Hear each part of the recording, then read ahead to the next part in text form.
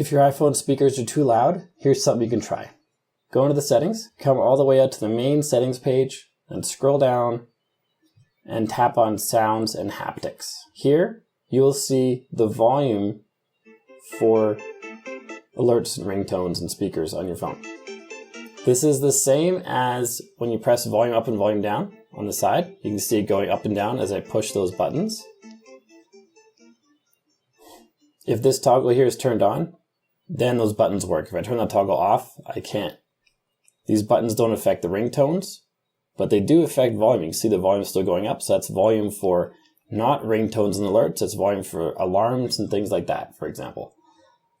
So turn that on, drag this around, make sure that this is set at a volume that's not too loud for you. And then you can turn this off and make sure this volume you see on the left-hand side here is down to a volume that is not too loud. You can also swipe down from the top right. You can adjust this volume here. This is the volume that we're adjusting with the up and down buttons when this is turned off. It's a little confusing, but there's two different kinds of volume on your phone, and that kind of gets you to being able to adjust both of them. You may also want to scroll down on this page to the built-in speaker volume limit. Tap on that. Toggle this to turn it on, and here you can limit how much volume your speakers output. So at 90%, they're at 90% of capacity. They could go even louder, but they limit it to 90% probably so you don't blow your speakers. You can also put this down all the way down to 20%, so it'll be quite quiet. So when you're at max volume here, like that, you only be at 20% of speaker volume, is what this means. Just another way for you to lower volumes when you need to. I prefer to have this somewhere in the middle, but you should test this out with various sounds and alerts and things as you're going, just to see what volume you like.